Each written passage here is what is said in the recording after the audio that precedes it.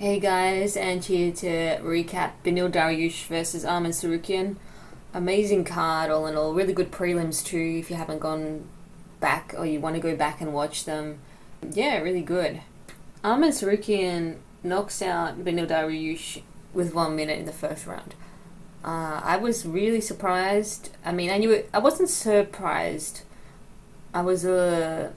I knew it was a possibility that something like that could happen, but the way that it happened was really impressive. So, BENEIL DARIUSH started the fight off looking very relaxed, composed, maybe a little bit too relaxed, and he was having good success. He was initiating a lot of the exchanges, but he wasn't throwing anything too crazy or sophisticated at Tsarukyan, and Tsarukyan must have been waiting for an opportunity to establish some sort of counter or just catch him off guard, because Tsarukyan they were just filling each other out.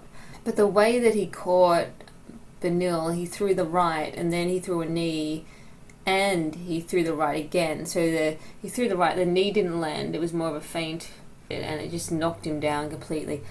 And it was a bit surprising because I almost thought he got kneed and then got the right hand as well, but the knee didn't land. But the shot must have been hard, but it didn't look like it could have been, because Tsarukyan hadn't even planted his foot again to get any force behind that right that knocked down BENEIL DARIUSH. So I'm really amazed and baffled at how well that must have landed to gain that much momentum and power without even getting any force from your lower body. It doesn't seem to quite make sense, but he seemed to get away with it, so very impressive.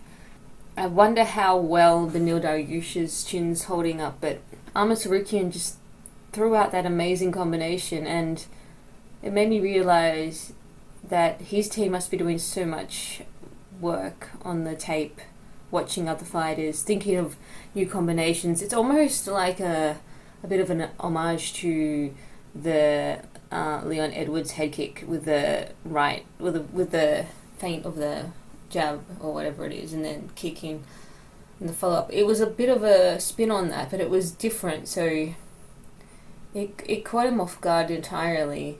And then Tsarukyan admitted they did get a bit of inspiration from the way Oliveira threw that kick on BENEIL not too long ago. So amazing stuff by ARMAN TSARUKYAN. Yeah, I had picked BENEIL to win, but I guess I'm also a fan, so I wanted to see him win, but yeah, ARMAN was just amazing. What's next for ARMAN? I think that it'll be cool to see him fight Islam. I would rather see him fight Islam Makhachev than Gaethje, who's already had 2 shots at the title, or Oliveira, who's already been long-reigning champion for a while. I would rather see fresh blood, fresh meat for Islam Makhachev. I don't know if that's going to happen though, so if they do end up going with Oliveira and Islam Makhachev for the next title fight, then it would be cool to see ARMAN TSARUKYAN fight Gaethje. That would be a really compelling matchup right now, because Gaethje was looking so good, and I think it'll be a good test, but we'll see what they do. For BENEIL DARIUSH, I'd like to see him fight Dustin. I wish that fight had happened, because in hindsight they've both lost now, because if they fought each other, at least one of them would have won. BENEIL has wanted that Dustin Poirier fight for so long. I don't know whether he would get it now, because Dustin's been very picky about who he's going to fight. But I wish they had fought maybe a fight or two ago, just because I think it would have been more beneficial for either of them. Especially, Dustin could have fought BENEIL instead of Gaethje, and then he would have never been head kick KO'd. But, that's all in the past now. But it sucks for BENEIL, because he's probably not going to get in the top 5 again. He's 34. He seems to be a bit more... He seems hungry, but I think he's just focused on raising his family, and I know he wants to be champion, but I think that he just puts too much faith in God in the way that you just tell me what to do, and I've spoken about this before, but I think you need to be a bit more adamant about what you want. You need to work with God if you believe in God. You can't just be like, oh, you show me the way. It's got to be a two-way thing. So it kind of sucks that we haven't seen him fight for the belt, because I think he really deserved it. He'll sort it out. He's just got to figure out what he wants to do, but MMA is just so unforgiving. There's such a small window that you can become something great. And ARMAN, he's only 27, so he's got a good road ahead. But I just hope that they don't sabotage his path in a similar way, like the way they did to Tony Ferguson or whatever, because it can happen to anyone. So, but yeah, it was a great win for ARMAN TSARUKYAN. Not taking anything away from him. Yeah, he's only 27, so there's a lot more to come from him. JALIN Turner knocks out Bobby Green in the first round. Overall, the fight was somewhat competitive for the first little while. JALIN seemed to be waiting a bit, but I think he found his groove after a little while, and Bobby was a little bit overconfident, and he had his arms way down, and he just wasn't respecting JALIN at all, and then he just got caught. It's too easy for JALIN with his long reach. I think I picked Bobby Green to win, and JALIN had that really bad weight cut, and you could tell that he was not in a good place on media day, but he must have just pulled it off and got himself together, and because the fight didn't go too long, you probably didn't get to see any of that negative impact that might have happened from a bad weight cut, but he handled himself exceptionally well. The worst thing about this fight is a free stoppage. I haven't watched it back, but JALIN Turner knocks down Bobby Green. His head's bobbling off the canvas, and he gets knocked out once or twice in a row, and the referee doesn't do anything. That was really upsetting. It sucks because these fighters put their lives on the line for our entertainment, and they shouldn't have to suffer more than what they need to, and that made me very angry. I don't know what the commission's going to do about that, but shit like that should never happen at all. Not in UFC or any regional scene. That's just disgusting. So yeah, that sucked. But a great win for JALIN. Deiveson Figueiredo, he wins a decision over Rob Font. Figueiredo looked really good at bantamweight, very composed, still very crafty and able to move around. His speed was still very quick, and he proved to be too much for Rob, and I was very surprised because maybe it was the foot movement that Rob just couldn't get his boxing going, and Figgy was mixing it up enough to keep Rob guessing.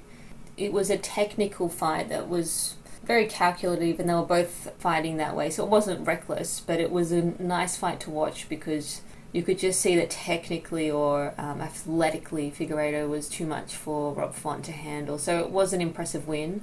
Really great debut at bantamweight for him. I don't know how well he'll go against some of the longer bantamweights, but it would be very interesting to see what he can do. But a great performance for Figueiredo there. Sean Brady gets a submission over KELVIN GASTELUM in the third round, but all of the fight was pretty much one-way traffic. Sean Brady outmuscled KELVIN GASTELUM, who was coming down from middleweight. I actually think Sean Brady is a bigger guy.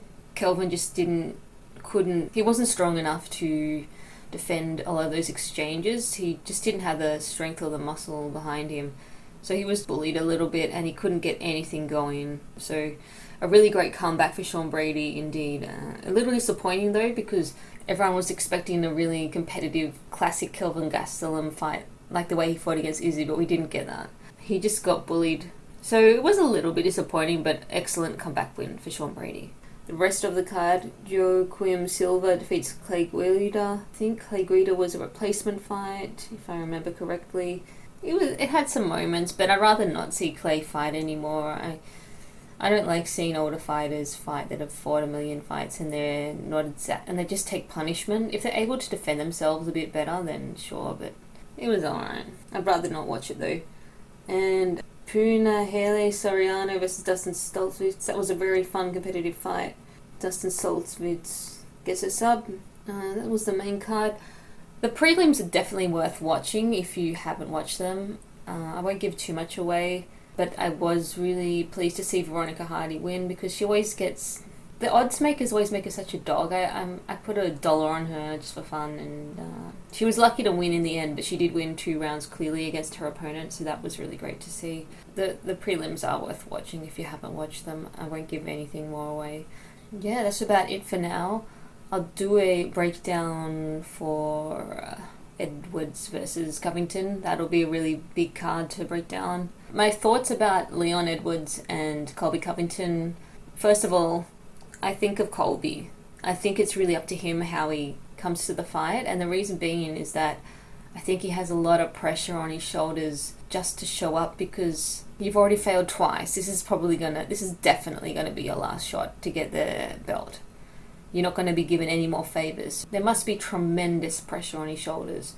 And if he is able to pull it off, I'll be very, very impressed because so many people, Dustin, Gaethje, even if they get another title shot, can you imagine them winning? It's going to be so tough. Even for Gaethje, who's looked really good, it's almost an impossible feat. I mean, nothing's impossible. That's why I'll be really, really, really amazed if he can get it done.